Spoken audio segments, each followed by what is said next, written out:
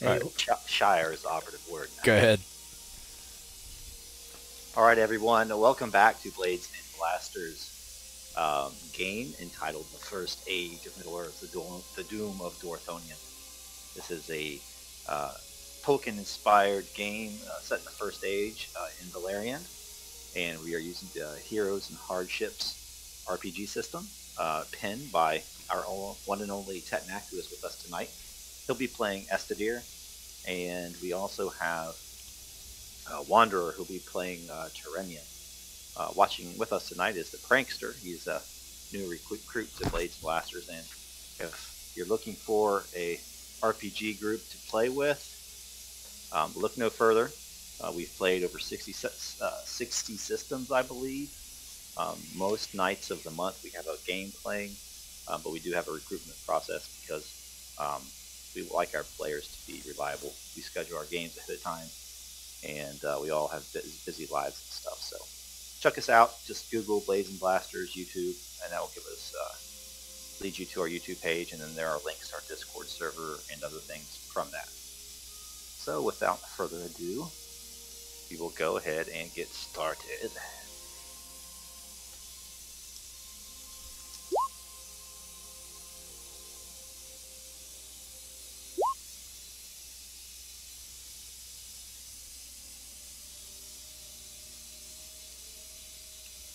Introduction.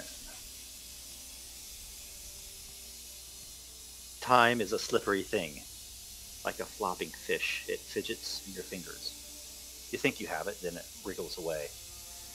And so time was for Estedir and Terenion as they were carried aloft among the clouds. High they glided over the pass of Aglon, and to the west they passed, over the eastern border of Dorthonion, until at last they flew over Ladros.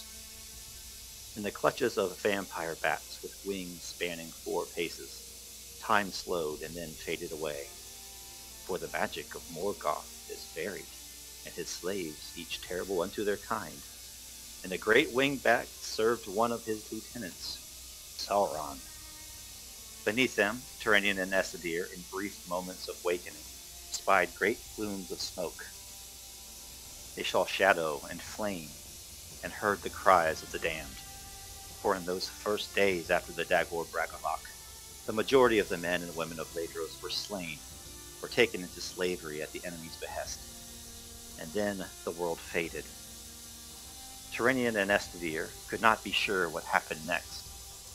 Hours could have passed, or days, or weeks, or months. But the magics of Thuringwethil were sweet and subtle.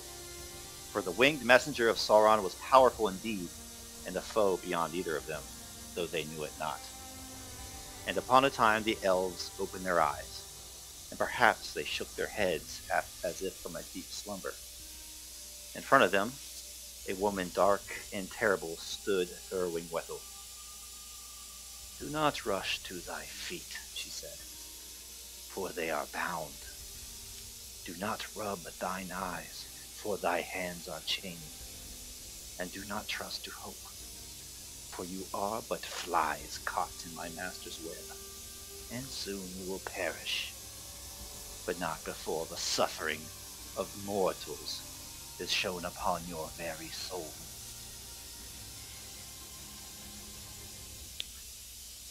And you should be able to see that. As you regain consciousness, as I said in the introduction, it's unclear how much time has passed. Some magic has been laid upon you, and though you can tell from perhaps the length of your hair or some other marker, at least several weeks have passed since you were taken away from the Gap of Aglon. In front of you is Thuringwethil. You don't see anybody else, but high above you and far away, every once in a while you hear a blood-curdling scream, and occasionally even the howl of a wolf, as Thuringwethil stands before you, and you wake, bound, chained, weaponless. Take it away.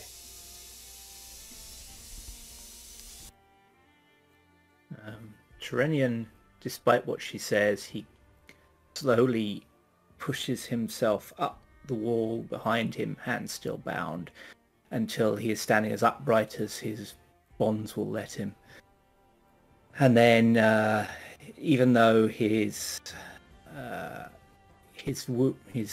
limbs are weak and he has trouble sort of holding his head up, he looks her in the eye and musters all the dignity he can and says, "Never has fair face hidden a darker heart.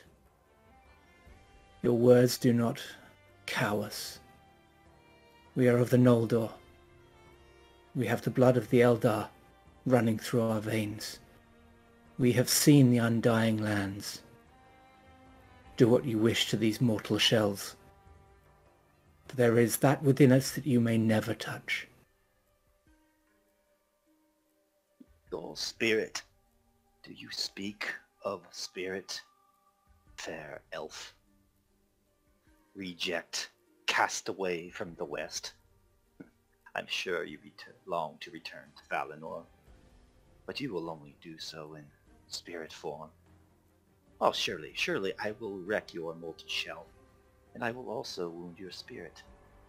Do you not hear the screams, the howling of the wolves?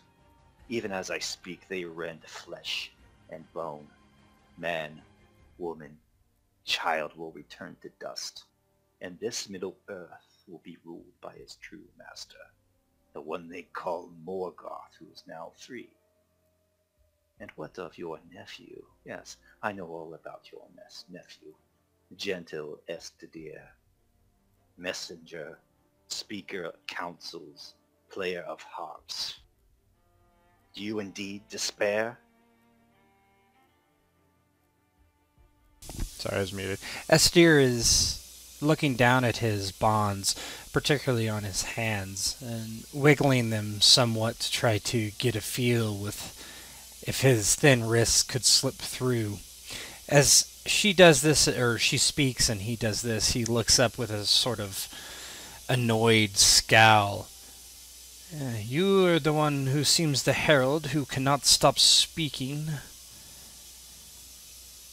Perhaps you should tend to courts and gab and speak as much as you can. For I grow bored. If you kill us, we will be reborn in the Hall of Mandos, and we will come again to strike you down. So do as you will and stop speaking to us thus. I grow bored of this. She takes a few steps away from you, and as if by some foul magic, you feel as like the ropes and chains even cinch tighter around your wrists. Very well. Though I was born outside of time, and my years of existence are unnumbered, even beyond your own, I will show you what I mean. Open your eyes, Estedir, Terenion. Open your eyes and gaze upon the ruin of Ladros. And almost immediately, it's as if your vision completely changes, and you are kind of on ground level, and you see kind of this vision in front of your eyes. Just a village burning. You see wolves running everywhere, dragging children from farmhouses, tearing their throats out, even as their mothers pound fruitlessly on these devilish beasts. The beasts kind of swarm them. Ladros is the human settlement, right? Yeah. Okay. You can probably surmise that's where you're at right now. And you guys are there basically in your mind. You can smell the smoke, you can smell the burning hair, the flesh, and hear the screams. As you do that, I want you guys each to make a rank 3 fear effect check. And so if I did this right, Tet, it's going to be a roll 5, keep 3. Yep, that's correct. Yep, you'll roll that, and then we'll roll whatever it's resisted by. And you can resist it by either mental defense or courage if you like to use courage. And so let me do this. 5.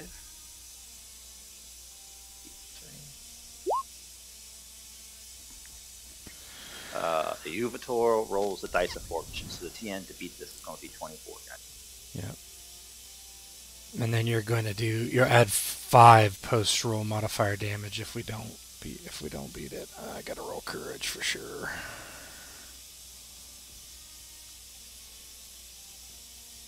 Oh yeah, me too. Oh, okay. It's not terrible. Would that give you a mental injury? So It would give me an injury. It wouldn't give me a wound. Let's see. Terror level 7, 5 plus. Yeah, no, actually, I'm good. and Terrenion's good too. Yeah, because 20, that would be 1 plus 5, 6, and my trauma level's 7. So no, it doesn't bug me. What does it look like as you take in the sight and yet still have courage? So Terenion, he'd seen terrible sights from the field of battle before, and as soon as he saw the first glimpse of the village, he expected something like this. His hands are clenching within his bonds, and his jaw goes very tight.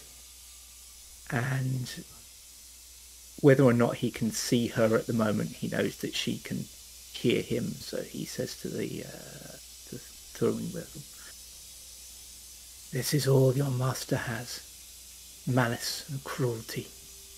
He destroys, he rends, he tears down houses and tears down lives.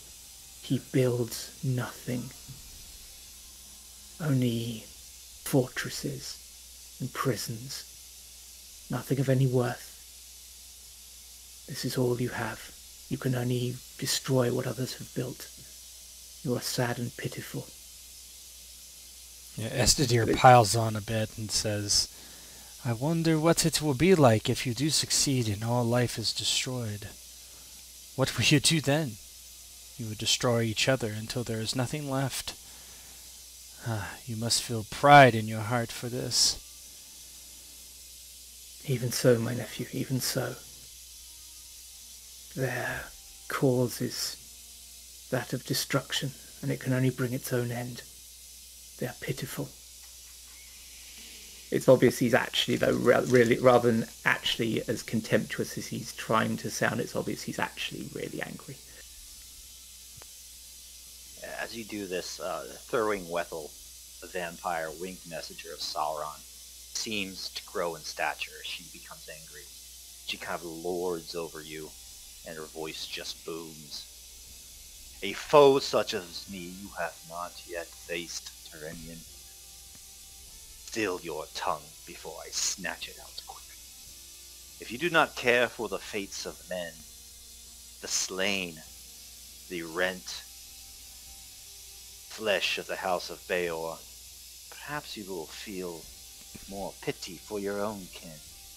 For even now, across what was once Ardgalen, now choked with dust and ash, are trains of slaves being brought back to my master's furnaces. To the anvils, slaves torture. And mortals do not die, or elves do not die. Forever until the end of time will they toil beneath Dagor. And again, your vision goes away, and you are underneath the mountains of Thangordrim, and you see lines and columns of elves being taken there as captives and forced into labor. You see them working as smiths under the mountain, crafting armor, weapons, swords for the enemy. Those who do not comply are severely tortured, and that fills your mind. And let's do the same check. Hopefully she can roll a little bit better on her fear. or hopefully not. Yeah, nothing exploded last time. Oh. She did. Yeah! Oh dear. Oh dear. That makes sense, though. You probably care more about the elves. Courage again, huh?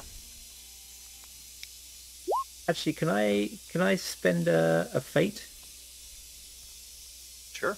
I probably shouldn't. I probably should save it, but this is the kind of thing he'd care a lot about. What do I get for spending a fate? You can get an extra benefit.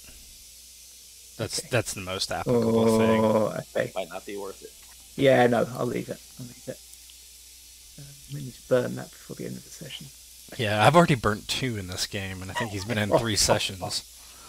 Oh, okay. Here we go. Ooh, That's pretty good. nice. sacrifice? 44. I took 20. I took a 20 That, hit. that gives you a mental. Oh yeah, it gives me a mental. It gives me a terror. Yeah, I'll mark it down on my wounds. Let's role play yours first. What happens? 1 second. 20. Okay. Yeah, he sees the line of. Do you have plans for Lilith, or where's her name? Lyneth? Lyneth. I don't know. You don't know what happened to her. Maybe he sees her being taken away. You wouldn't see her being taken away. Okay. So then he sees a long line of Noldor and Sindar elves being paraded closer to the mountain, with cruel whips and lashes being struck across their backs, them bound in chains, foot to ankle, one after another, and just orc and other foul beasts whipping them cruelly. The ones that attempt to escape or are too slow are executed immediately. And although Estedir is strong-minded, he begins to break at this. He begins to fight against his bonds, trying to rip them free. And he just begins panting as he's overcome with anger and anguish at the sight.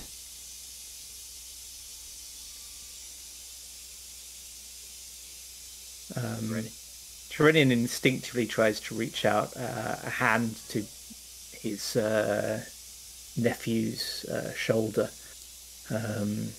which is he's always had trouble with kind of showing signs of empathy or affection.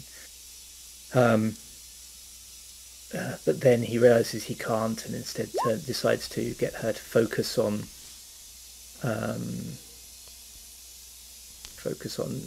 him. He feels this deeply as well, but still he wants her to really focus her efforts on him. So he tries to again speak contemptuously, but this time he can't really summon as much contempt, and he as he starts speaking, his voice just sort of breaks slightly, and he says, "Do not mistake my contempt of you for..." And then he kind of just snarls and says, "How can you do this to them? How can you stand there and watch their suffering? You are a thing such as I have no understanding of." And then he just turns his head away from the sight. And for Terenion, that's almost like someone else bursting into tears.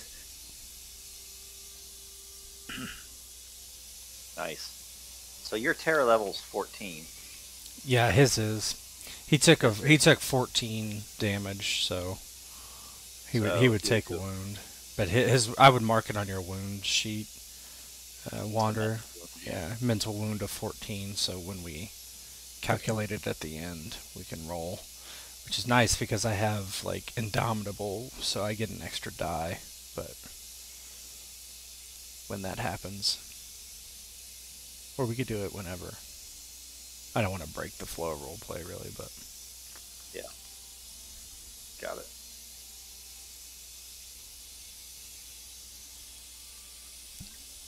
So, Thuringwethil, winged messenger of Sauron, is a Maiar.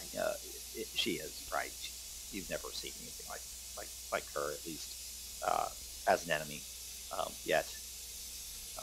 And so with her last vision that she's given you, she returns your vision to this dank dungeon, this cellar. And she looks rather pleased with herself at this point, and she returns to her kind of former stature. She says, "Very well. Now you understand the situation. Do not have hope. To cling to hope is folly in this situation. And now, unfortunately, I must go. My master has plans in the west. Why are we here and not with the others? Why not take us with them to be slaves? Why are we packed away here? Why ask why, Estedir? Your plaything. He kind of wrenches his wrists again, trying to see if he can slide free, and just grunts and doesn't say anything else. She sighs. The foolish mortals of Ladros are all but finished. My master now prepares to strike his final blow near Tol Syria, between the land of Mithram and the western reaches of Dorthonion. My aid is needed, as is that of my army. I will leave you now, to meet a fate worse than death, as you hear the wolves of Sauron rip the remaining men and women of the House of Baal to shreds. She kind of starts to cackle, and she stoops towards the ground, and you see her change into her wing shape, and she flies down the dungeon and up a stairwell and goes out of sight. As that happens, you guys feel darkness descending on you. I want you to give me your last thoughts, if you have any hope left at all, as darkness descends and you're going to again fall into a deep sleep. Good one. Yeah, Terenion is still trying to put a brave face on it, and he tries to think of words of hope for Estedir, but he really can't think of anything. And instead, he just says to him, "I'm sorry it has come to this, nephew. All we can do in such dark times is muster what little hope we have left, and try to make a good end. Though only we and the Valar may see, that is enough." Estedir seems kind of beyond reproach. I mean, he's kind of, how he's trying to pull the bonds on his wrist each way. I don't know if they're like cuffs or like metal, kind of they don't bend in the other direction. Anyway, he's just kind of fiddling with it over and over and over again, kind of reached down to his ankles. He doesn't even seem to notice his uncle speaking to him. We must get free. We must get free and free of this place. Help the others. Free. And then he just, everything goes black eventually.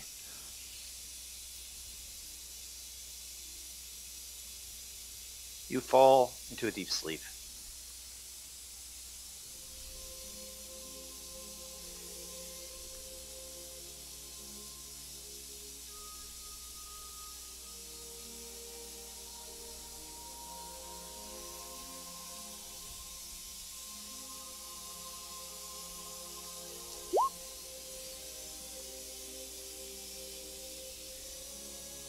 And as you swoon, there is a darkness, and it is as if the world ceased to exist. All is nothingness. All is an utter void, and there is only despair and sorrow. But then, there is a light. The light grows, at first an ember. It warms the void, bringing with it being and existence, and in the end, a sense of hope returns to your hearts. As your vision returns, you are no longer in a dank dungeon cellar. Instead, you are home in Valinor, in the years of the trees. Time turns and stars wheel above you, and suddenly you are at the edge of the sea, and a figure turns to you, moonlight glimmering in her golden hair. Estedir, Terenion, it is I, and I come to you at one of your times of greatest need. Do not lose hope. though the hounds of the enemy be at your heels, and though the tide of the betrayer rises like a terrible wind, there will be that beauty that wins through in the end. Galadriel pauses, and it is an end which you still have a part to play.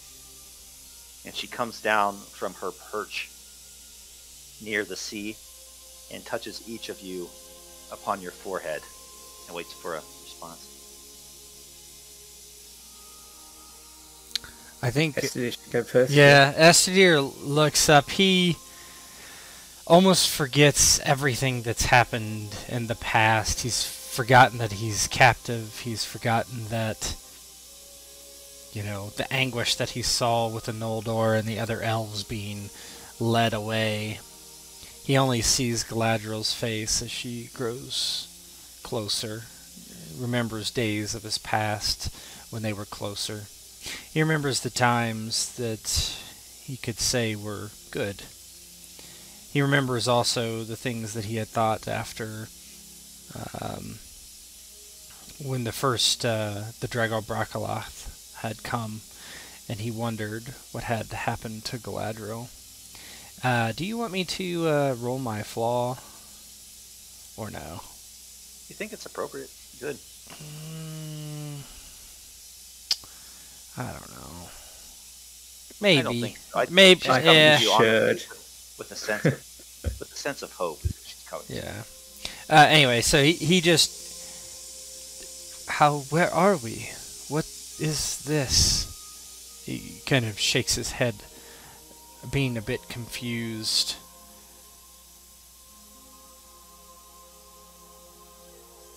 Isn't it quite clear, my dear Estedir? You're in a cellar, below a farmhouse, in Ladros, in Dorthonion, in Beleriand, in Middle-earth, in Arda. But how are you here then? I don't understand. We're bound, but here we are not. But I don't... How can we break free? We must break free, but we are in binds. We are... What is happening? I am confused. If you look down at your wrist, Estedir, Mm-hmm. there are no chains on them anymore.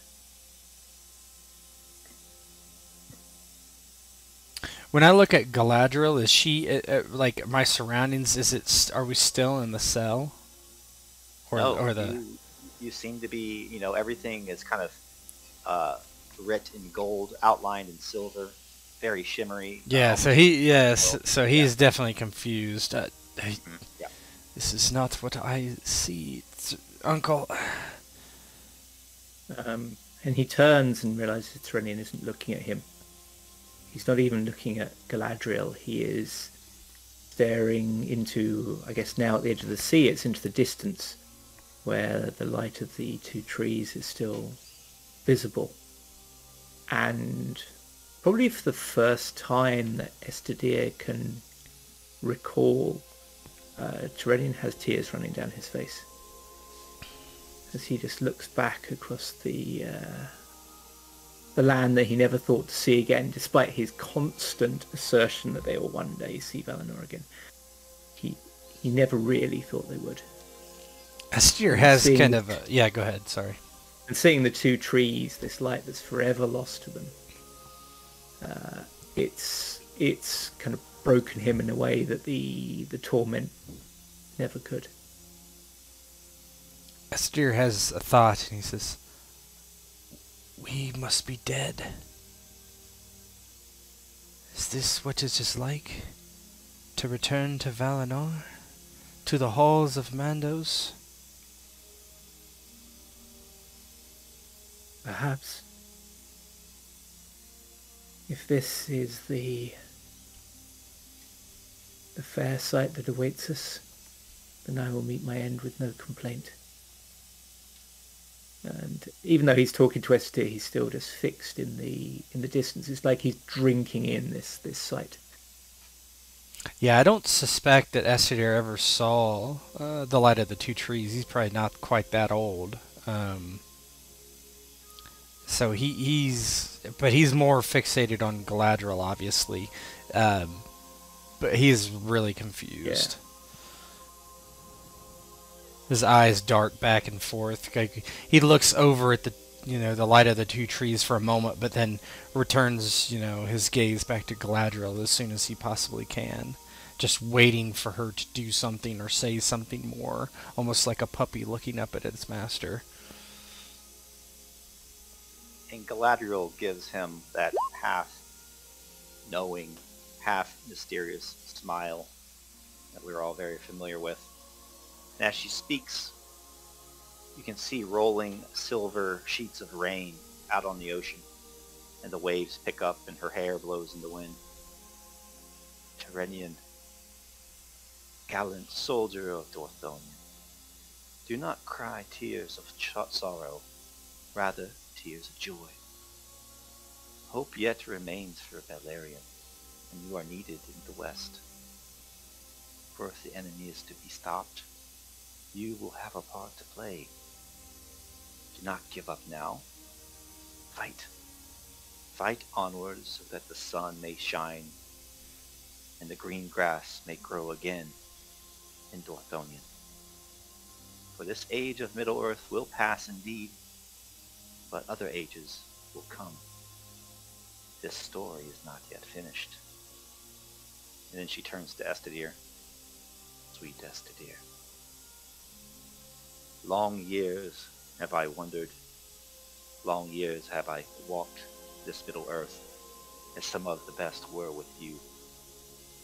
But your part is not with me. It is with your uncle. You must stem the tide of darkness that rises in the north.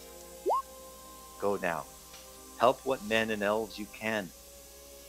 Go to the tower that is Tol Sirion.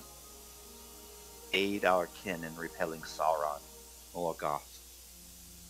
For fouler things than earth now rise, and than orcs now rise in Middle-earth, and your aid is dearly needed.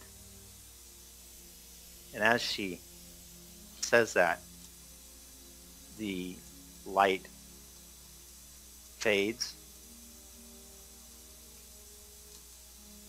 The peaceful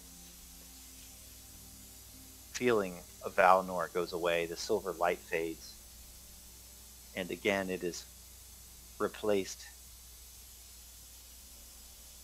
by that horrible, dank cellar.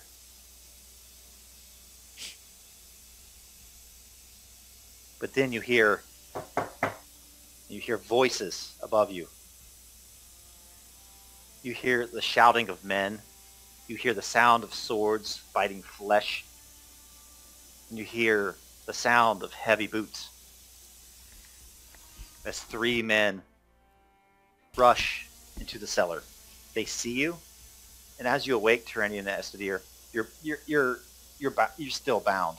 But very quickly, the man at the head of this group, named Barahir, you may recognize him from months past. He quickly cuts your bonds, but doesn't even pay you much attention. He starts to shout, Emeldir! Emeldir! Where are you? Your husband Barahir has come, and so has your son Beren. The house of Beor has faltered these 2 fell days, but it will not perish. Emeldir! Emeldir! He turns to the captive elves and says to you, go free. And Terenion, as soon as he heard them, even before he had his eyes properly open, he was wiping his cheeks with his shoulder, kind of getting his shoulder up and rubbing his face against them, because he didn't want these guys to see that he'd been crying. And can't cry in front of humans. He's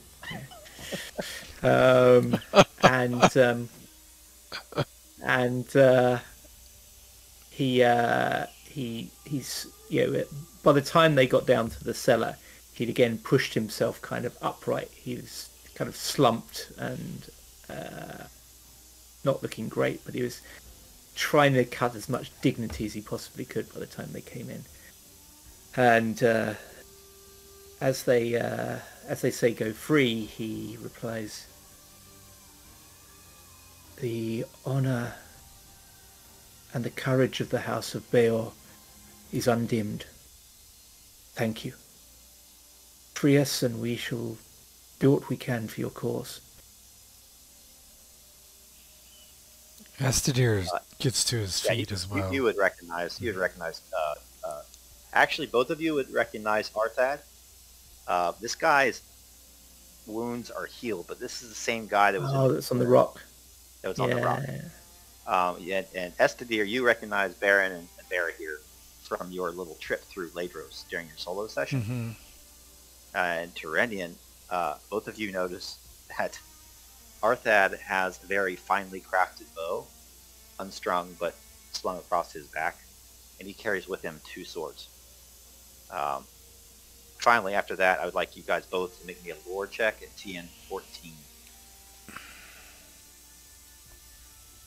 I've just got to check my abilities. I've got stuff that affects lore. Are you sure you undo 14, Bo? 14 is lower than... Is it 15? No, it should be 20, 21 is what it should be. I don't want it to be high for the power level because it's something you guys probably should know. Well, I don't really care. I'm just trying to, like, system-wise, there is no TN lower than 21. Or actually, mundane. You there is. You could do mundane. You could do mundane, and that's 10. That's 10. And for, well, okay, I mean, you can make it. You can make it whatever you want. I'm just like system-wise. We'll do 10. Yeah, I still probably will fail a 10.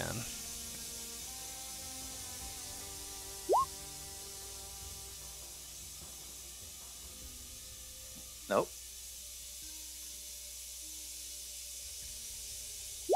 We'll see if it gets higher. Yeah. It's just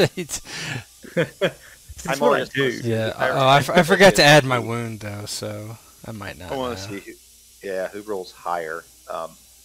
Well, he's gonna roll higher regardless. Yeah. So the other thing, third piece of information you noticed, Terenion, is on Beleriand's index finger of his left hand is a ring, and here's what the ring looks like.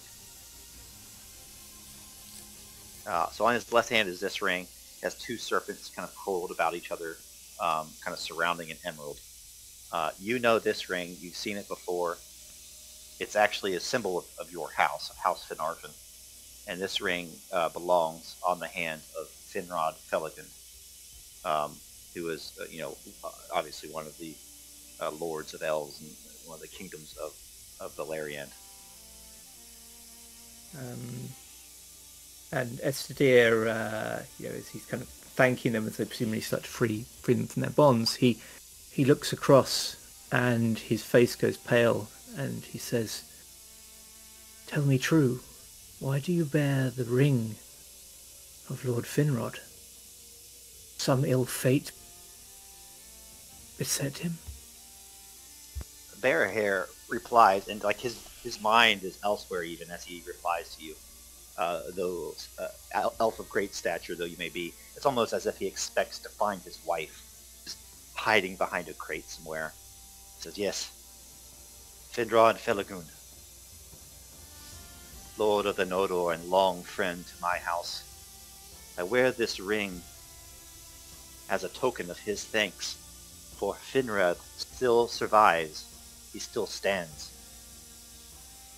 My company came to his aid in the fens of Serek, west of Dorthonion. We covered a fighting retreat to Tolsiri, and it is there that they now hold the fortress against the enemy. But, alas, I did have to return home. Family. Family was always in my mind during that war, and here I have returned, looking for my wife." Kind of cries out again, "Emeldir! Emeldir!" Beleriand just kind of looks around with you and Arthad as well. Do I recognize my bow? You do.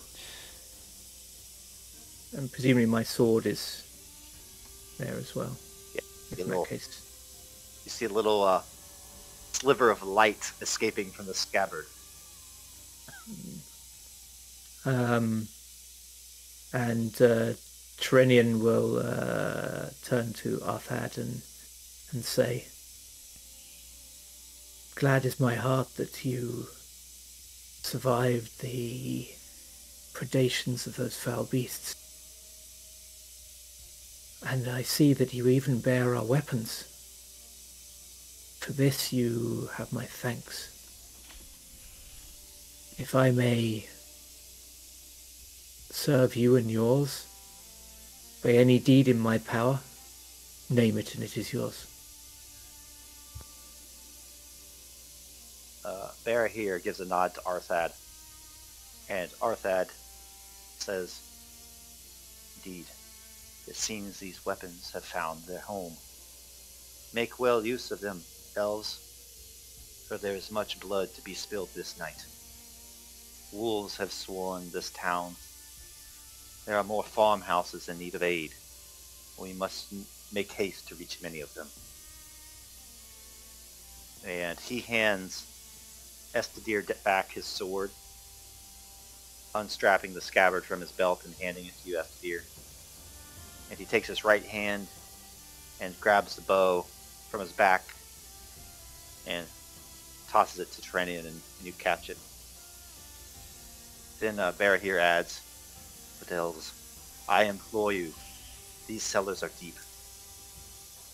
If you are a friend to me, as you are to my kin Finrod, to your kin Finrod, then search beneath the cellar.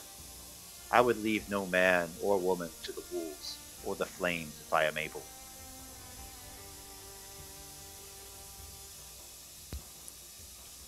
And Terenion nods and says, "We have slept long under the dark enchantments of the servants of the enemy. It will be good to once again take up arms against them.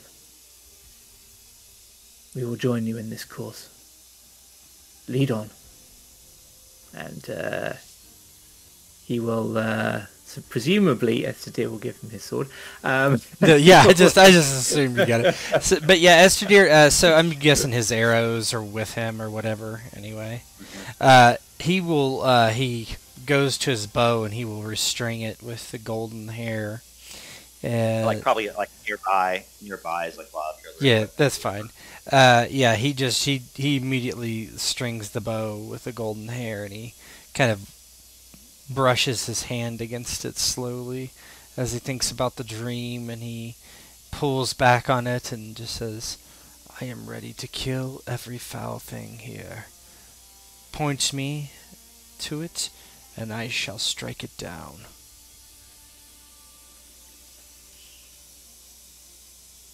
As you say that, Bear here, Baron, and Arthad start to lead the way out of the cellar.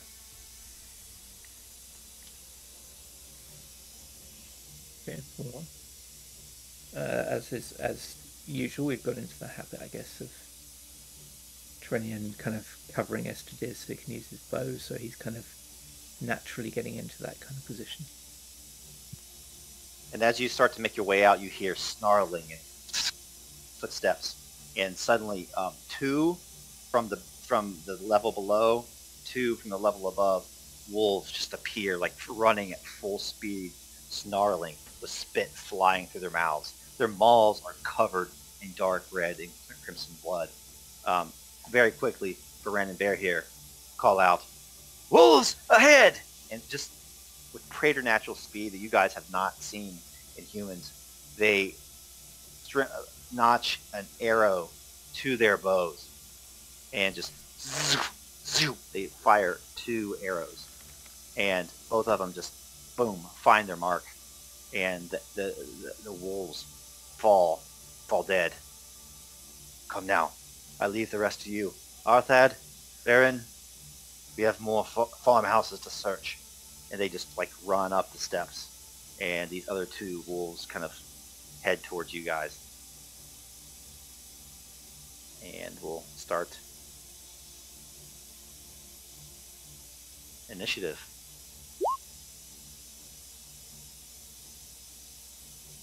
All right, here you go.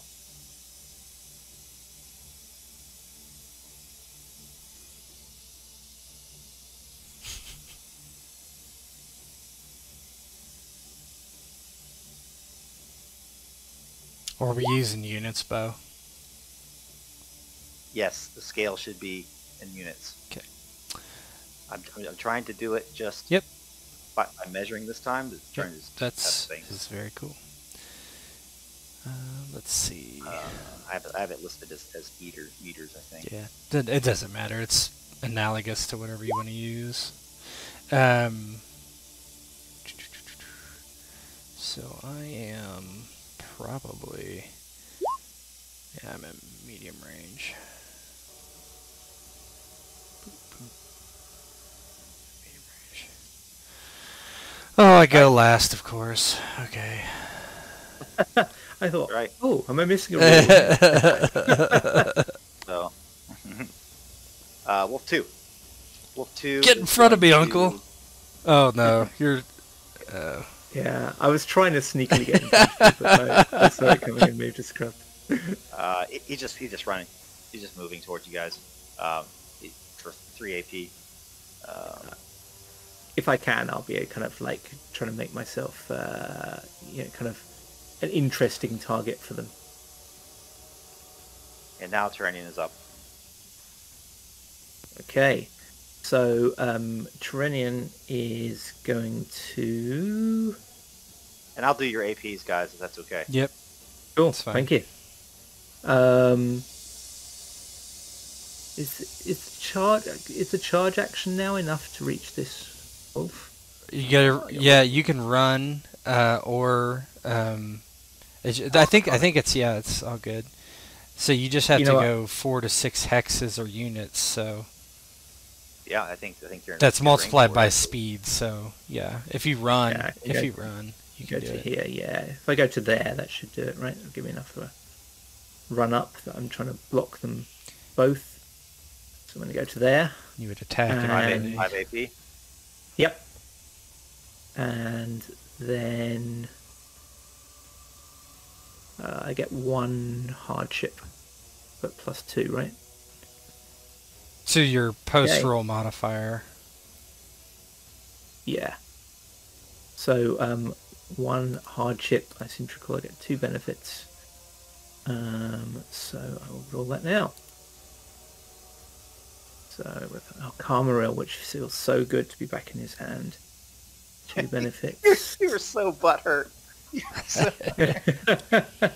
Yeah. My magic sword. Oh, jeez. And that's why. This doesn't come along every day. This is workmanship, this sword. Yeah. Wolf 2 is going to try to dodge. Oh, worsen's base defense. What do you roll? 716. It's pretty crappy. Okay. I'm not even going to have to do the math since these guys are minions. Tell me how you got this guy. So, yeah, as Terenion runs forward, he doesn't have his customary shield, so to distract it, he just suddenly throws out his left hand, and as it kind of tracks that movement, he just brings the sword up in his right in a kind of crescent motion, cutting up, and just kind of slashes straight along the wolf's belly and throat, and it just collapses in a pool of blood. And then he brings the blade round into the ready position to meet the other. Wolf 1 does indeed go. And you know what he'll have to do to reach you? Let me see if he can lunge attack. Oh, barely. Not quite there. You'd have to move 2 hexes to reach you. He could charge. Oh no, he can't charge. It's too close. Yeah. He could. There isn't there a dash attack? Look at that. Let me look. Offensive action, dash attack. Or something like that. There's drag, delay, disengage, charge. Where is the? I'm looking at it here. I don't see it. Yeah. Rushed attack? No. Yeah, I guess it would be. I think you got me by the wolf hair here. There's rushed attack. Yeah, rushed attack just quicker. Yeah. He'll charge. He can't. He's too close. Oh, he can't. Oh. He'll just move. Can't get enough head of esteem up. Just close with you then. We'll call it 1. Let's see, like 1.5 away. It's fine. Yeah, he's still going to go. He's still going to go before me, so it's much the same. So tracker add 1 to him. Oh, I guess your turn. Do I have? I mean, I know he's definitely. Yeah, he's engaged with him. Are you doing all those rules? You want to do that? I would take. I do want to do. Yep. I do want to do that this time. Okay. Yeah. I'm going to try to hit him. So I'm going to take a hardship and a -3 as well because I'm shooting through him. So line of sight -3, engaged in melee hardship. If I miss, then I hit Terenion. That's the way it works. So here we go. Sorry, Terenion. I will. No, I'm not going to aim since medium range. Am I medium range? Oh, this could be bad. I already have we already have wounds. Oh no. The metal wound counts as a wound. Then. Yes, it does. Oh yes. Okay. Good. Good. All right, I'm gonna try it anyway. Sorry, Uncle. Remember to call upon Elbereth Gilthoniel. All right. So benefits. Hold on. Before I do this, let me make sure. Let me look, because I have +4. Okay. +4. Oh, I get +3 to my courage rolls. I didn't know that. Okay. Anyway. Okay, so I get no benefit, +4 additional mods, hardships 1. Whoops. I'm sorry. I gotta redo this. Oh. I get +1 because I have -3 for line of sight. Alright. Hardship 1. Medium range. Oh, I hit! Just barely. I don't know if I did any damage to it, but... Or it has piercing, so we reduce that. So they only have an armor of 2, so it goes through the armor. 1. So, okay, so 1, but -3 for... I think it would be... I don't think I did any damage. No, it would come to 1, which isn't above his injury. Yeah, but it's a minion, right? If it's a minion, if they take any damage, they die. It doesn't matter. Then it's... Right. It's 1. Well, you said what is their armor? So it's 2 that you have. Okay, so 1. So that's 3. No, I'm at 0 because so if they have 1, -4, or I'm sorry, 4 minus 1 is 3, -3 is 0. I wouldn't hurt it. I wonder if you have to adjust the location table based on like creatures, different things that don't have. Yeah, that's something I thought about, but it's kind of yeah. It's a wolf leg. Yeah, it's a wolf leg. That's what I would say. But it misses him. So then does it hit Terenion? No, I hit it. I hit it. I succeeded, but I just didn't hurt it. Okay. You were so keen for that to happen. Do you shoot your own cover? That was just a standard attack, so 3, right? Yeah. 3 So I think the wolf gets to go again. Yep, gets to go again. So the wolf, he has something cool. One of his abilities. Let me see one of his abilities. So he has kind of a way I built these things.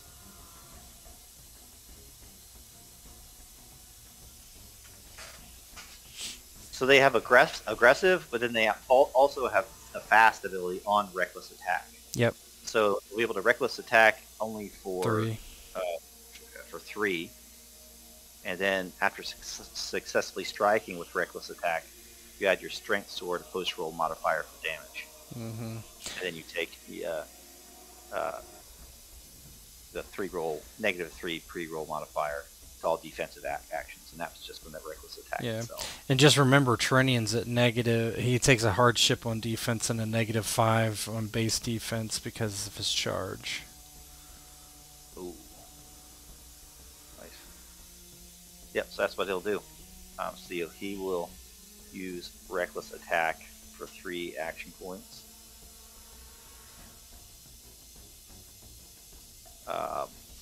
And he will just recklessly lunge at Terenion, trying to sink his fangs into Terenion's legs. There we go. Fight. 3 benefits.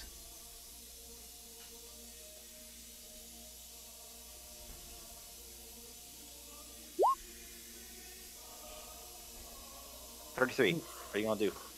I'm going to try and dodge. So I don't have a shield anymore, so I'm just going to... That.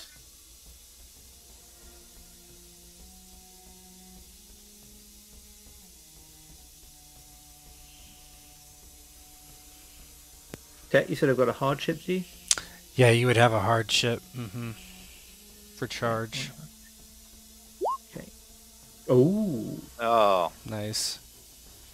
I'll let you narrate though what that looks like. Yeah, so as the wolf sort of leaps up at him, Terenion just kind of rolls his shoulders so he doesn't really take the weight of that leap and the creature's weight on him. He almost throws an arm up as if he had a shield just out of muscle memory, but he remembers not to because he'd effectively be shoving his arm into its jaws, and instead he just lets it sort of slide past him and prepares to strike back. Yeah, that one dice exploded twice. Nice. That's it, at 24. And the other one exploded as well. And plus, his wound was only a 1. His wound was only really a 1. good. I got very lucky. Yeah. Your turn. Or his So hardship probably was actually that would be reflected in what happened. That maybe he only succeeds so well because he kind of stumbled slightly.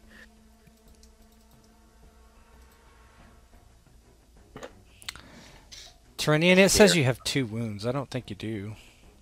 I thought I had the head wound from before. Oh no, well, mental wound. oh, No, all your wounds. Quiet took care of all your wounds. Oh, it says from the vampires. Yeah, it says bludgeoned Quiet. head. Bludgeoned head. That wouldn't be from the vampires. Yeah, I was wondering why you were taking 3 penalty dice there. You should only have 1. Okay, I'll take that down. It would have even been better. Yeah. You're pretty good at martial stuff, so. Yeah, this is what he does.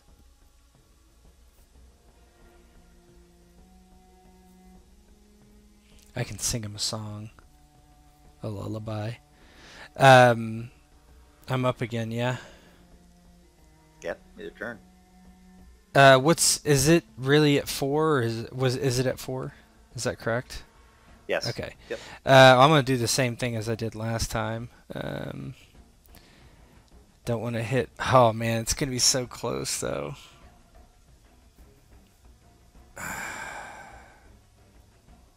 Hold on.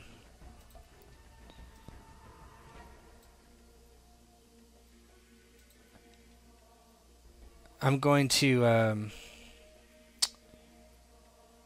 Yeah, this is a tough situation for me.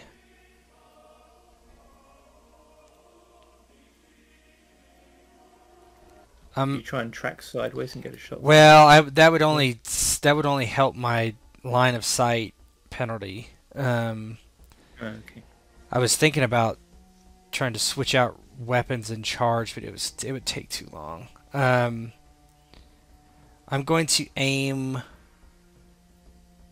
I think Terenion has quick draw, don't you? Yeah, I do. Yeah, I don't. Yeah, my sword is not quick, so I can't do it for free. So I could do move and draw. Let's see. I'm just thinking by the time I engage it, it's going to be dead. Or Terenion's going to take a big shot. All right, I'm going to shoot it again. Hope I don't hit him. Actually, I'm going to aim. I'm going to aim once for now to see what happens. Okay. Got it. All right, the wolf's up. Then you'll be next. And he's going to do another reckless attack towards... So he's just snapping at his legs. This time he jumps up towards Terenion's throat, where we went low last time. He's going high this time. He's... And here he goes.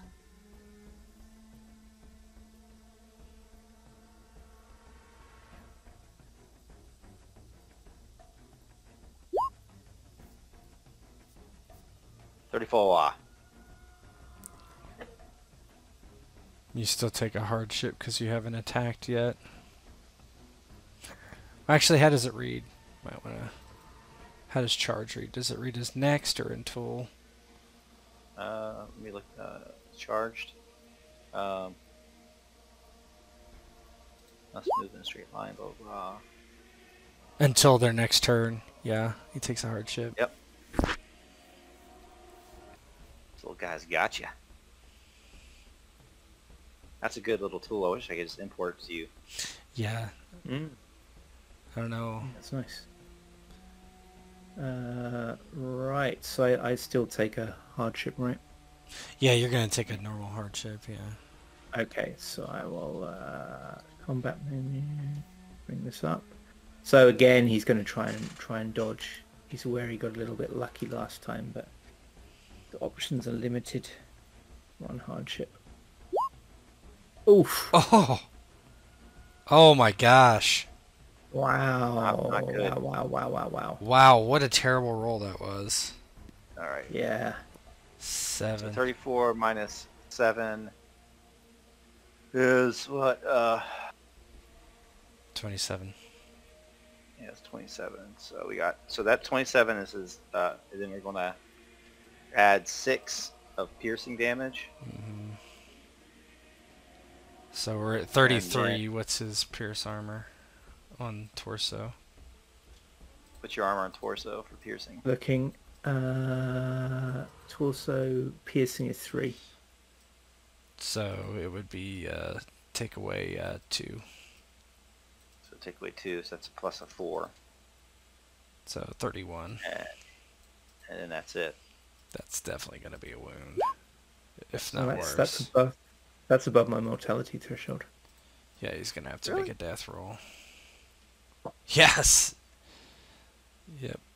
It is 28. Yeah. What's your resilience? Your campaign What's your resilience? being over was your idea. With my resilience? Where do I find that? It's under endurance. It's a skill. Oh, okay. Sorry, let me have a look. You can burn fate and stuff too. Mhm. Endurance. That's true. My resilience is only 1. Yeah, so it's gonna be.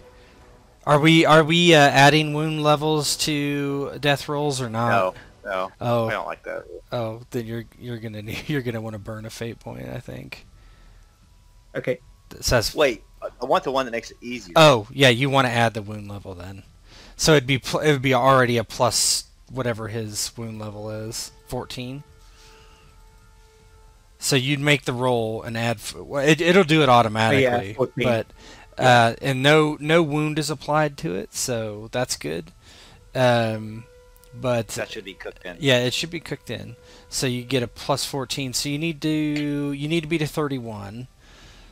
So you're gonna have to roll it like a whatever that is, 31 minus 14. So 17. So you got to beat a 70. Have to beat it. Have to actually beat it. And your endurance is 2. You're never gonna do it. Not great. Yeah. Okay. So I'm going to burn a fate. So that's gone permanently, right? And that gives me what, plus 20? Is it? Yep. Well, PL2 it's plus 30. Oh. Okay. Yeah.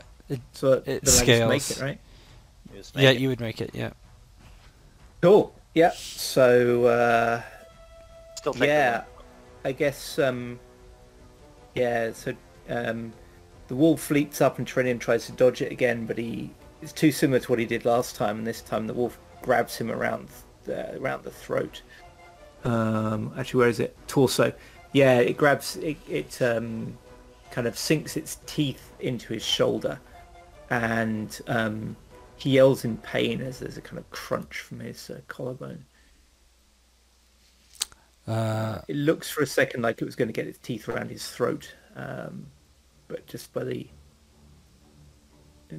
barest of luck, he manages to sidestep. I don't want to shoot and kill you. I'm gonna aim 2 more times. Oh, so what have I got in terms of wounds now? I've got another wound. You get right? another wound. Now, so make sure you mark it in your wound thing. A Yeah, so I've got 31. 2 wounds. Whoops. That's Okay. not what I wanted to do. Get rid of that. So you would put a 31 torso wound Yep. in there. Also, I'll say torso bite. Yeah. Okay.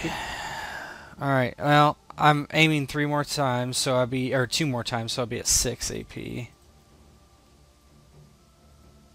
I gotta hit this thing. I'm gonna spend a fate point for an extra benefit. So all these are gonna get converted because I think it will be. Hold on. So how many times you want to aim? Twice? Oh, I've already aimed once. I'm aiming 2 more times, so I'll be at 6. So I can. So So it's a plus 5 up to the APs then, right? huh? Yeah. Well, yeah, I should be at 6, and then I'm gonna shoot. So, okay, so I'm there. I'm gonna have 3 benefits. I'm gonna spend a fate point to give me another benefit. So I have a total of 4 benefits. Some of those are gonna get converted. So I can only have 1 more benefit. Okay. Bow.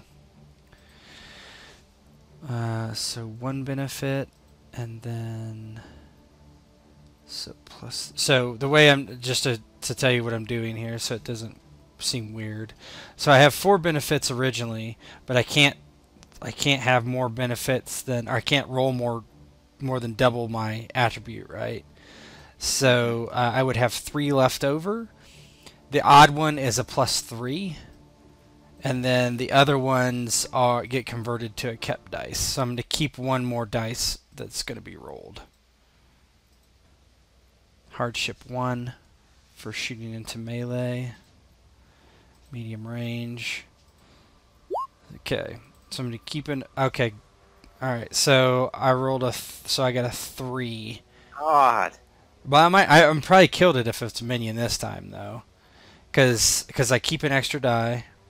So that's another 3. So 7 damage, -3, 4 damage, 4. and then I think that should kill it, because... Yeah, you would do damage Yeah. because the arrow has a piercing quality. Yes. So, yep. You shoot your bow. Tell me what happens. Yeah, he sees this thing kind of clinging onto Terenion's right at his throat, and he just shoots over its chest and punctures it shoots over its shoulder and hits it in the chest, and it just whimpers and falls back and slams onto the ground. As it falls, Terenion kind of clamps a hand onto his shoulder to try and stem the bleeding, and turns and gives Estedir a rather pained nod. Uncle, are you well? It looks like a grievous wound. Could have been a lot worse. Its teeth were closer than I would like to remember to my throat.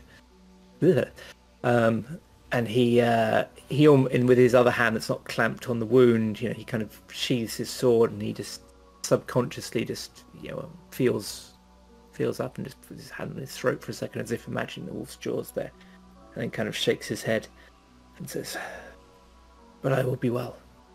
We should press on. There are those in dire need, I'm sure. Estedir looks over his uncle, looks a bit worried, and gives a slow nod. Oh, we should make our way to safety. To where Galadriel told us to go, and I totally forget what was the name of the place. Yeah, Tol Sirion. Tol Sirion. To Tol Sirion, where we were bid to go. We should, but first, those who rescued us asked us to look for their kin. We should repay that debt before we fulfill our duty to our kin. He looks a bit, it's a word, conflicted, but then nods. Very well.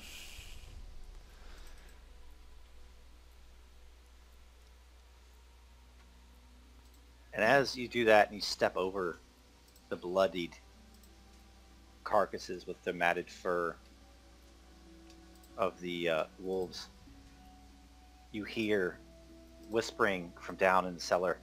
You hear a sad, lilting, soft voice, kind of raised in song, as the whispered, sad, sorrowful lyrics kind of ring out, echoing up the cellar,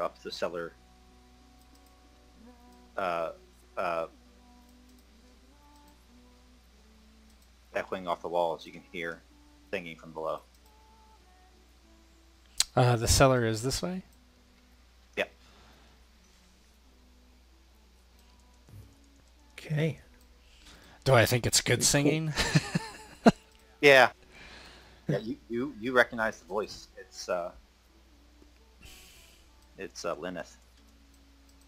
It is our kin. Let us go. It is It's Lyneth. singing. Yes, that's... This is passing strange that she should be singing in such a place as this.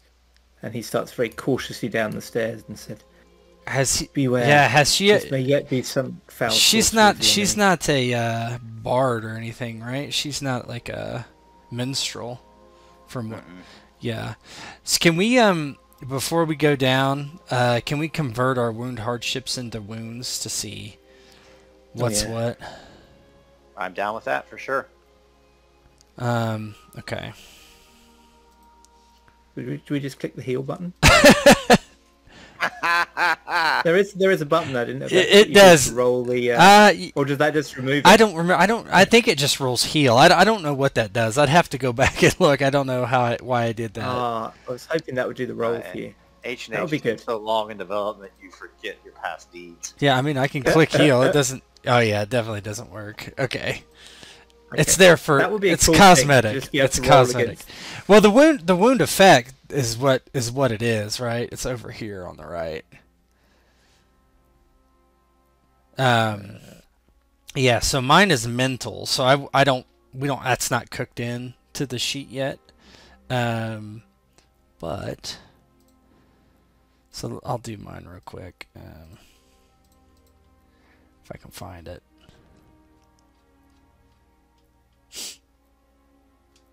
Okay, so I can do my torso wound, I guess. So just remember how many die you get and stuff. Yeah. How do I know this? So the severity is, what is it? What is your wound level? Your wound level is 14, right? Yeah. And then the wound was a 31, so it's it's terrible. So you just roll. That'd be a 3d10. Okay. Oh my god. Oof. Oh, you're unconscious.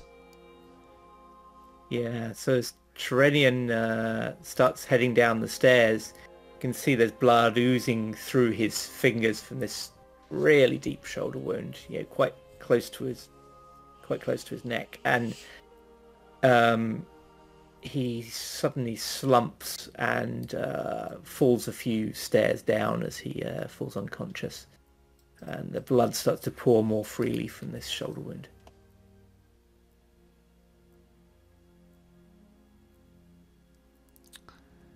Yeah, is that still on your? Oh, that's mine. Yeah, so basically, you would take his strength down to 0 temporarily, and his dex down to 3, I guess. Oh wait! What's your strength? I'm sorry, I was looking at myself. What is your strength? I guess I could just do a stat modifier. Like Yeah, that's what they're for. Yeah, do the stat modifier. Yeah, let me just do that. -2 strength and dex. Yeah. And then you can remove your wounds from the wound hardships. You can move those. And then you can do your mental one too. Okay. So let me pull that one up. It's the same. What was your wounds of 14? Oh, okay. Yeah. You're gonna just have to roll. So that's at my wound level. Okay, hold on. Let me find it. Where's that one? Give me 2 seconds. Mental traumas. I gotta bake that into the other one. Yeah, just roll. You're gonna roll 5d10 on this one. Well, actually, what's your trauma level's 14, right? Yeah. Or it's the same thing, right? My wound level. Yeah. Yeah. Well, it's not wound level. It goes against your trauma level. Oh, trauma level is only 7. Well, terror level. Sorry, terror. So 14. So terror level is 14. Yeah, roll 5d10. You're gonna roll 5d10. 5d10 exploding, presumably. No, they never explode. Okay. 23. That's no wound. Mental wound doesn't do anything to you. You can remove that. Mentally fine, just bleeding to death. Yes, right. Yeah, all good. So I'm gonna do the same. I have an ability, Indomitable, I think is what it is. Hold on, where I get an extra die. Nice. For mental wounds. Yeah, let's see. Where is it? Yeah. When determining wound effects for mental wounds, add an additional wound effect die. 20 versus 15. Is that what it was? Okay, so I think I like the mental mechanic after we've tested. You like the what mechanic? The like fear. Oh yeah. Yeah. So actually equal to. So I'm at moderate. So technically I get 5d10 too, because of my ability. 5d10. That's not good. 17. Minor. Willpower and presence. So I take -3 to all my willpower and presence rolls. Dang. It's the trauma of watching your uncle bleed to death on a It's I don't care about that. It's the other people. Will and okay, that makes sense. All right, so it's treated 0, rank minor. Yep. Okay, so I have a minor wound, mental wound. That's all I have, and so we should clear our wound hardships. Do I have any healing whatsoever? Because is he still unconscious? His attribute is 0. Oh. Yeah, he's totally screwed. He rolled a 5. Time to prove yourself, Estedir.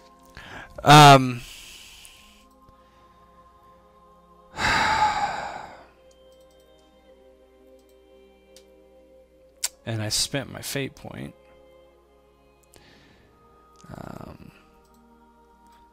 I can try to do an untrained healing check, but I'm never going to hit a 31. I'd have to roll 3 10s. Burn a fate. I don't have any fate to burn. I spent it. It all comes back next session. Yeah, it does. Unless you want to let me burn my spent fate, I would burn it. Nope. Yeah, he rushes over Terenion as he passes out and Uncle, and begins to shake him, trying to get him to wake up. And he grabs the claw, basically rips off his cloths off his sleeve and begins to push it on the wound. But he is really not very good at such thing. such things. So he is kind of fumbling around, trying to staunch the bleeding. And I presume that is unsuccessful. Uncle, I don't know that he would go down. So yeah, he wouldn't. He, instead of going down, even going down there, his kin is more important, and he does not believe this is her. He would pick up Terenion, sling him over his shoulder the best he can, and try to get him outside and to anyone that might be able to help him.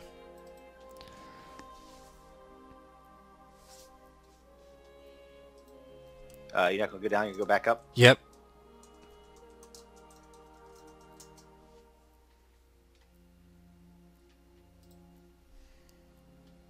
Alright, let me get my next slide ready here. I'm sure that's not what you were expecting. No, it's fine.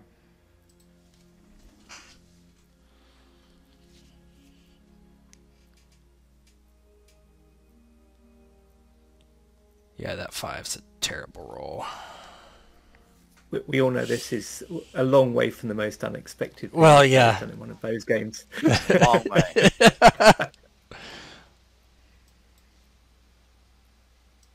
A long way.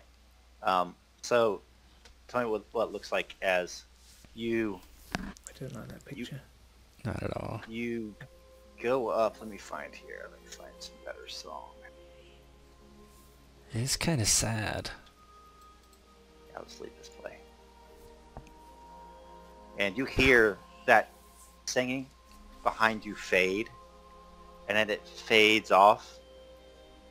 You hear a gentle sobbing and a crying. And as you carry Terenion on your back and head outside, smoke fills your nostrils, and you are greeted with that exact same sight that the messenger of Sauron was torturing you with. Only no more are there screams or yelling. You only see burning bodies. You see entrails littered over what used to be fields of barley and wheat. You see dozens of farmhouses imploding upon themselves, just messes of embers, smoke, and flames that fly into the air. And as you head out into this inferno, you hear the singing of bowstrings, and you see just a gigantic wolf surrounded by 3 men. It's Barahir, Baron, and Arthad, and they're just peppering this thing with arrows.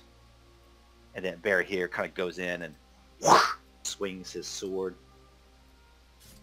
lops the leg off of this wolf, and it just howls into the moon. Oh! And I'll let you guys role play what this looks like. Estedir staggers out of the house, Terenion on his back. He's not a hale elf, certainly, and he struggles. He falls to his knees at, probably 100 feet, and Terenion kind of flops onto the ground, and Uncle, I'm sorry. He finally reaches down and begins to pull him by his armpits, his legs dragging through the charred ground. And he hears the bowstrings and everything going on around him, but he doesn't fully realize what's going on, because he's just kind of in shock and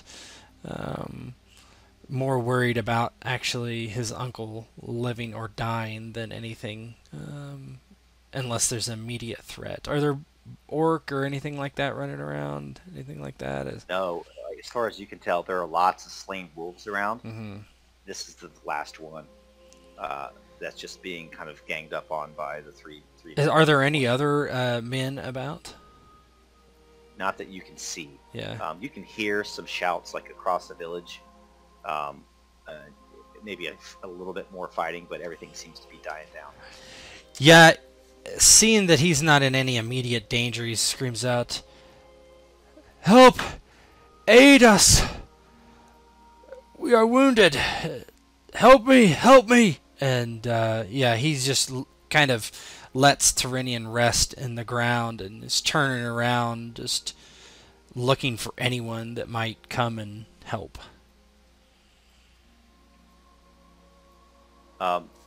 Arthad strings one more arrow onto his bow and shoots it at the Dagor Bragolath, Hound of Sauron, and it starts to go down. While Bear here runs forward, seeing the two forms come up out of the cellar, belching smoke behind them, Baron rushes forth to Terenion's side. "What is it? What is it, my hail friend?" And he kind of looks down. "Oh, he is mortally wounded. This is not good. This is not good." And he starts rifling through a satchel at his side, producing rags that look uncommonly clean. And as he presses them to Terenion's chest, to his abdomen, and even to his neck, a sweet smell of herbs and flowers rises into the air, mingling with that metallic smell of blood. Terenion, you at least, just roleplay-wise, you gain the ability to speak.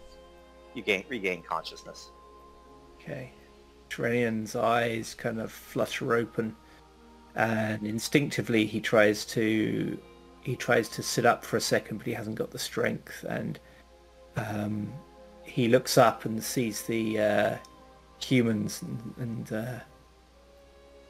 gives them a sort of faint smile and says, "Again you come to our aid. Our debt to you is great. You have my thanks." And then his eyes close again. Estedir grabs you by the arm. "Don't leave me, Uncle. Uncle, we have much to do. Remember, Galadriel sent us on a quest. You can't die on me. You're too stubborn to die." And you hear him say something very, very softly, and it isn't until you pull your head a little bit closer you can hear he actually said, he said quietly, "We did not speak to our elders thus in the Undying Lands." And he gives a bit of a smile and looks over to Baron with a pleading look. A look that probably no elf has ever given a man. One of desperation and complete and utter loss of what to do. Baron tries to find the area of greatest bleeding in Terenion and puts great pressure on him. Terenion no doubt may groan or whatever. Yeah, his eyes are staying open. It's kind of keeping him conscious. And he whispers a prayer, looking to the sky. As he whispers this prayer, the smoke parts, and you can see stars sparkling in the sky, shining out against the gloom that's below. And even as that happened, you see Barry here rush forward and just swing his sword, while Arthrad puts another arrow in the Hound of Sauron, and the dog starts to go down. And something amazingly, all of you can hear in Terenion as he's in and out of consciousness. The thing speaks with a voice, a dark, oily, but yet uncannily strong voice as its eyes glow red. And it says, "Even now, in near victory, it seems my master underestimates the valor of men.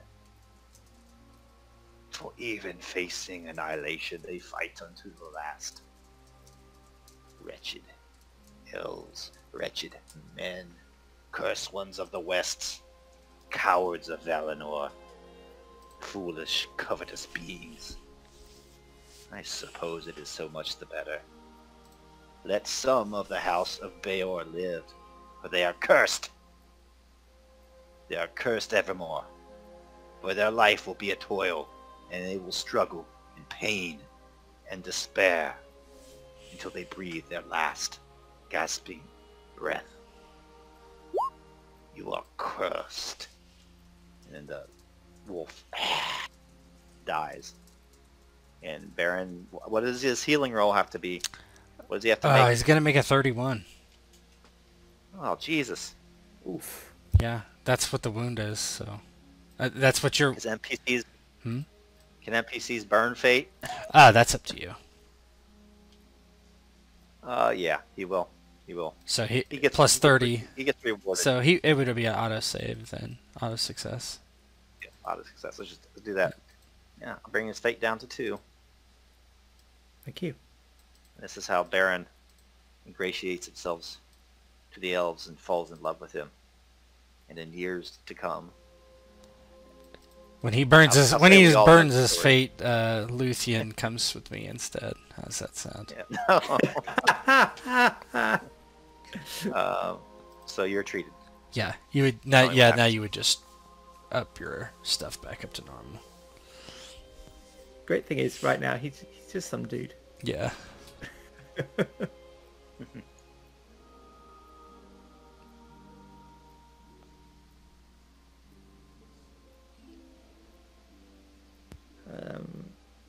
So Terenion once again opens his eyes, and he kind of looks down at his shoulder and sees the bleeding is staunched, and the herbs they put on this, it's already just he's looking just fractionally less drained, though still at death's door. And he manages the approximation to a smile, which is as close as Terenion gets, as he looks up and says, "This is thrice in one day that I have owed so much to a son of man. It's at the house of Beor. I will never forget them." And he kind of grunts and says, "If I live through this, then you're about to call for aid, and I will ever give what I can." Rest now, soldier of Dorthonion. Your sweet words ring in my ears, but they are not needed. The house of Finarfin has long been an ally to my father. We repaid his kindness in kind, and I have returned the favor to you. Keep your strength. You will need to heal. There is much work yet to be done. I do fear Dorthonion will fall, but there are those that may be saved. Though this curse set upon us by the servant of Sauron, it pains my heart indeed. I feel that we have not last seen the end of suffering for my people. And Terenion looks a bit confused because he was actually unconscious at the moment the hound spoke, or at least he was pretty out of it. And he opens his mouth as if to say something, but then his eyes kind of roll up a bit and his lids close, and he falls asleep. Or at least loses consciousness, but not in such a dangerous way this time. As if the curse had a material effect in the world. And Estedir, I want you to give me your reaction. The entire building behind you that was on fire from the outside, it just collapses right behind you. He jumps a bit and stands, steps over onto the other side of his uncle, as if he was going to quickly raise his bow and protect them. But when he realizes just the building collapse, he pays it little mind, as there's many buildings on fire, and he finally looks over to Baron. Is there somewhere we can take him, and I can help you gather your kin? Indeed. There are still some farmsteads that, while the loving, kind families within them were slaughtered, the buildings still stand. There we can take shelter in coming days. It seems that the host of the enemy has moved to the west, feeling that their work in Ladros is finished. Come now, help me carry your kin. He nods, and we'll grab him underneath the arms. Arthad and Bear here come and help as well. And I would say the next several minutes, or maybe 15 minutes to half an hour pass, and little is said unless you want to say anything else here. Yeah, I don't think he would. I think he would be thinking back to the song he heard in the cellar and wondering exactly who that was or what that was. Thinking, was it his sister? He tries to push it out of his mind, thinking that no, it couldn't be, that sort of thing. But there's still lingering doubt there. And if you would permit it, I would like to change my flaw from lost love to haunted, thinking about that event. Absolutely. And that's going to be completely appropriate for what you'll find out in the coming days. Yeah, I figured. Oh no. We're gonna die in like 1 to 2 sessions, no doubt. The way this is going. This is not gone so well.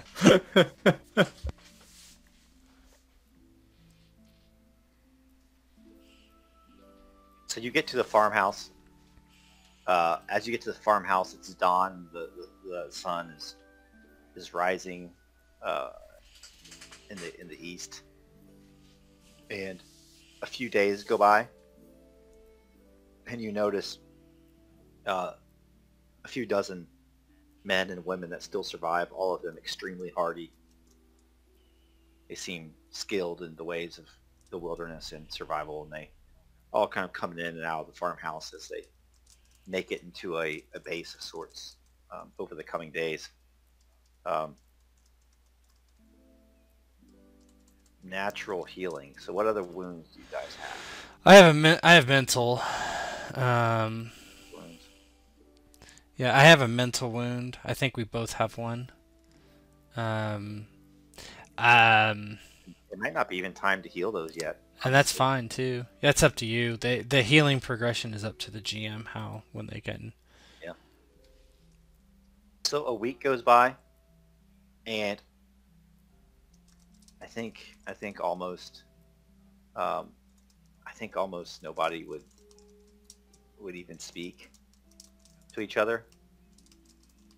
It'd be such a sad task, because what everybody's doing, including you, Estedir, probably, even though Terenion's probably healing up in that farmhouse, but you guys are basically pulling dead children and women and men out of rubble. Mm-hmm.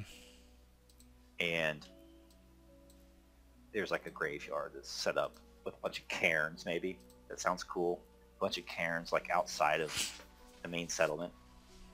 And if you look over it, there's just dozens of them. And there's whole families that are put together, and already you can see the fields that used to be fertile fields of wheat and barley and other crops are like starting to grow over if they're not burned to the ground. During your journey, you see goats and sheep that are just slaughtered wantonly by the wolves, and you eat some of the meat, but most of it goes bad because these things are just strewn all over the countryside. If you think of like South American cattle mutilations, they're just everywhere on trials. And Terenion, eventually you're able to walk and your physical wounds are healed. And let's just give a little role play of like what you and Estedir are talking about as you are uncovering the rubble of that house that collapsed. The one that you were in. Right. And Terenion says, The humans aren't with you. Terenion says, truly I hope that none were trapped below us. My weakness doomed others will weigh heavy on me. And he kind of, he's kind of hauling stuff aside as he tries to get deeper, because they've got to get pretty deep in this one, I guess. Yeah, Estedir is very quiet during this whole process, and he perhaps this is one that we should not dig up. I'm almost positive there was nothing below. But you heard it too. Unless my senses had left me, I heard a voice singing, and... Perhaps it was the loss of your blood, Uncle. I believe there is nothing here. I do not believe we need to dig any further. How sure is Terenion of what he heard? Did it sound like Lilith to him? And is he sure of that recollection, or is it all a bit fuzzy to him? That's up to you, but I thought it was pretty sure. Like, Estedir might have had some denial in his mind. I think he probably thinks it was her, but he had to make a choice. Yeah, Estedir is definitely, I'm sure his deception sucks, so hold on. Yeah. I mean, he's deceiving himself as well as you, right? But yeah, but his deception, oh gosh, he's got communication of 1 with deception of 0, so yeah, he's terrible at deception. He's very clearly in denial about, that it could be that, because, I'm sure you realize that he just picked you up and left. Oh yeah, and Terenion doesn't hold that against him. He feels that his wound left Estedir with no choice, but he's annoyed with himself for having let such a thing as a wolf best him. So yeah, he says, "Help me dig a little deeper, nephew, and then when I dig deeper below where we were kept, I will do that alone. You need see nothing." He looks at Terenion. For a moment, it looks like there's some relief, but then his gaze hardens and he frowns. No, I made the decision. I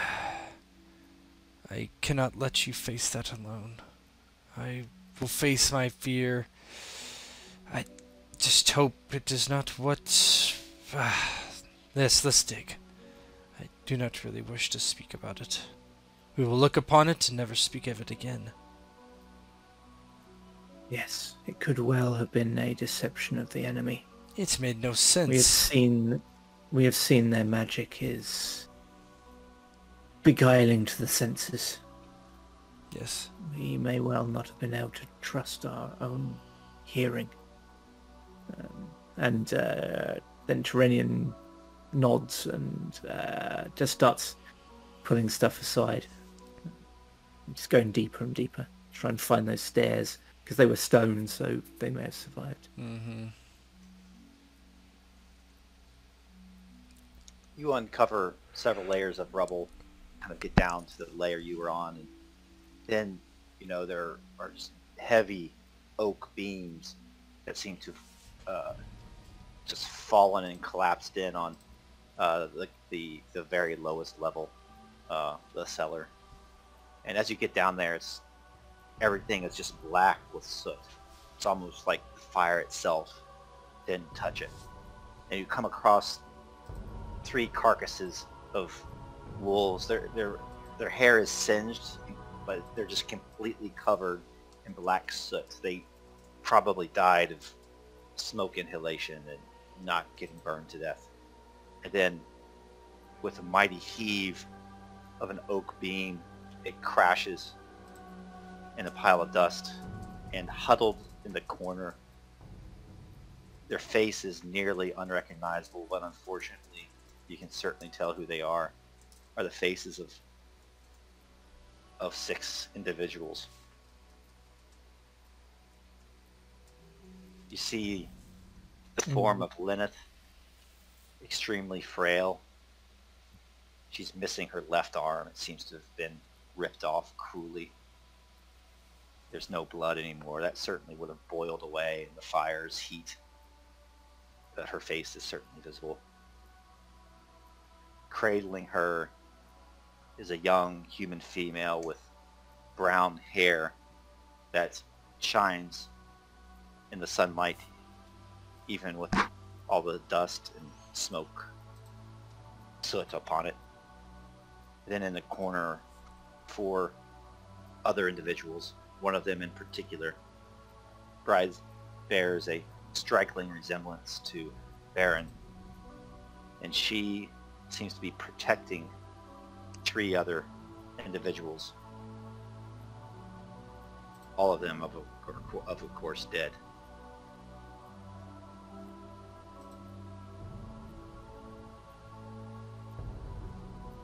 Terenion bows his head for a moment, and he reaches over to Lyneth and closes her eyes, and then does the same to Quiet and Estedir. If he's able to hear anything right now, we'll hear that Terenion is saying a prayer to Elbereth, hoping that they found rest at the end. And then he begins taking the bodies from the rubble. Yeah, if I have haunted, I need to. If I see this, Estedir would walk in behind Terenion and look, and shakes his head. I don't understand it. I thought it was a trick. Who was singing? I've never heard her sing before. What? He just looks down. What could I have? I could have saved them. There was nothing else down here.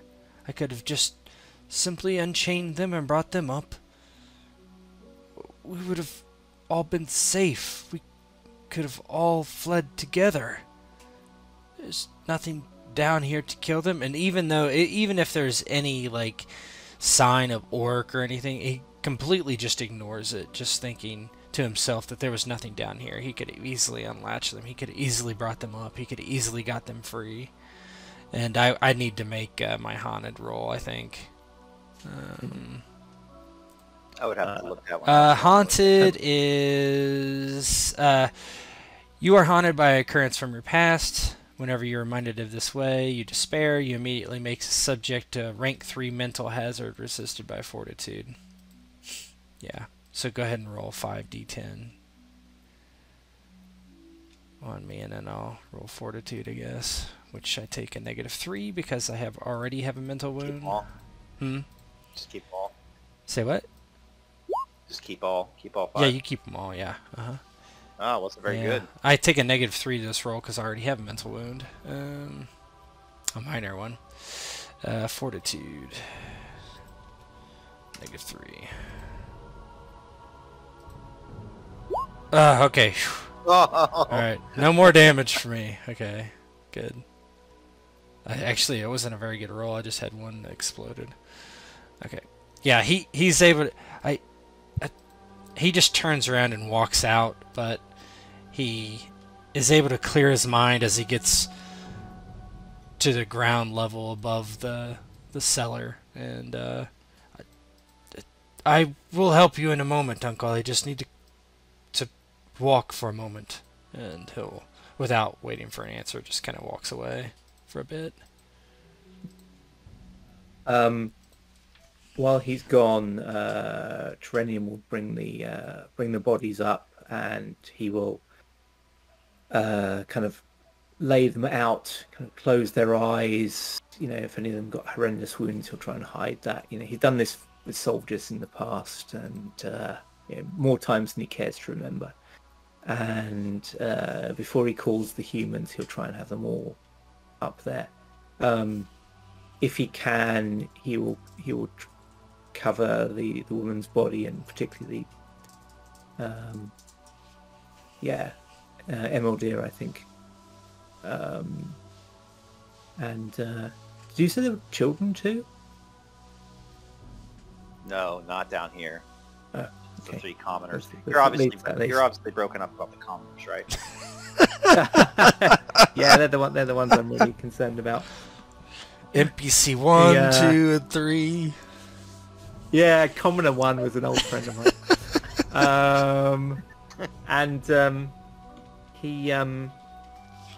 He'll sort of lay them out. He'll cover her body, and then he will go in search of the humans. He figures that Estedir just needs some time, and he knows he's no good at comforting people anyway. So he gives Estedir some time, and he goes looking for the humans to give them the bad news that they've found these bodies.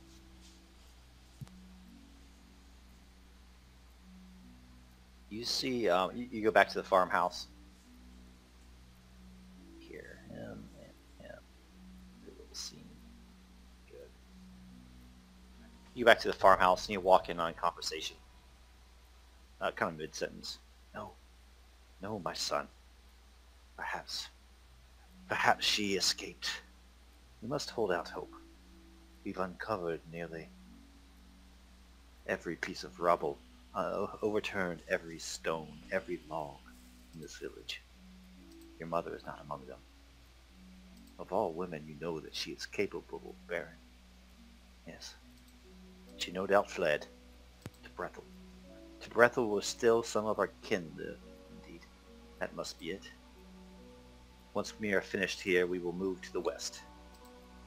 We will avoid the battle at Thuringwethil and instead go to the forest of Brethil, where we will live out our days in peace, forgetting about this war in the north. Baron is just looking out at the sun. It probably took an entire day for you to excavate that building, so now the sun is casting long shadows as it sinks into the west. Estedir enters quietly and just kind of waits for their conversation, a break in their conversation. And then, presumably after a while, if someone just enters and stands there quietly, people will one by one notice them and fall, and look in their direction. And when he has their attention, he gives a sort of grimace and says, "I bear news. It is not news that I wish to speak or news that you will wish to hear. But I have found your kin. Your kin and mine met the same fate beneath that house. I am truly sorry. If I had been stronger, perhaps we could have saved them." And he bows his head. Says, I have laid them out, and I will help you bury them, or whatever is the custom of your people. And then he turns, and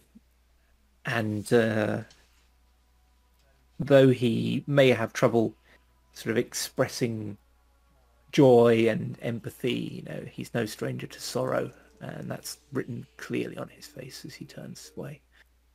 Gives them a moment. Surely. The bear here turns to you, and like that western sun casts dark shadows on his face.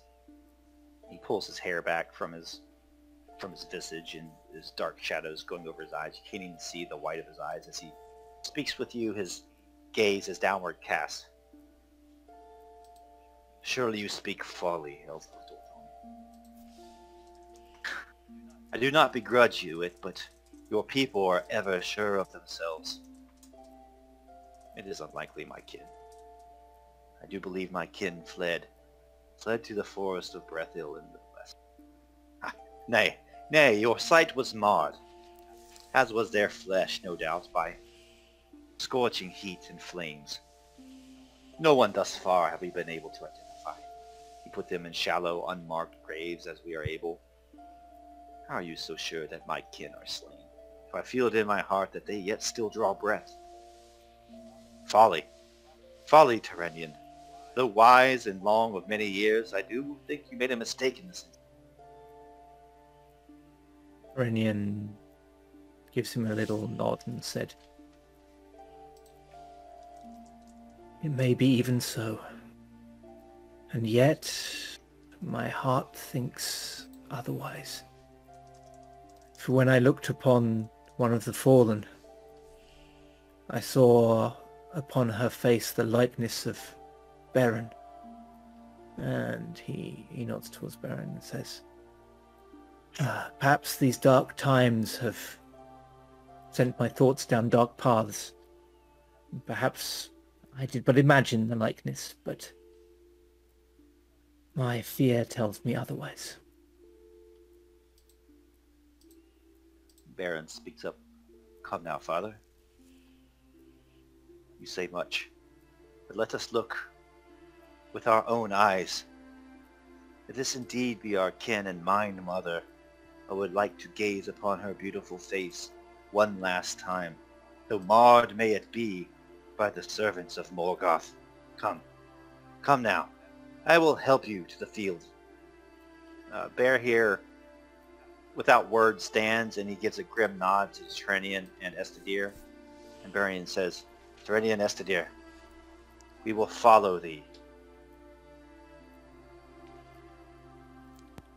Terenion nods and he leads them back out to the sort of open area where he'd laid the bodies. And yeah, hopefully he's laid them out in such a way it minimizes the inevitable trauma. He leads them there and says, "Never have I longed so much to be deceived." And then he sort of stops and lets them walk on by themselves. Yeah, once it's clear where the bodies are. He just stands with his head downcast. Estedir is very quiet. He doesn't say much at all. He looks just barely can look at anybody in the face. Just downcast eyes.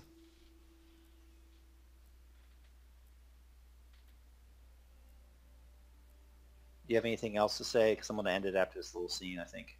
No, I don't think so. Estedir just he is just keeps running through his mind of what he could have done. He could have went down there. He could have let everybody out. His fear is what kept him from doing so. He thinks about like the kind of trickery that the vampire had played on them that made him think that it was a trap.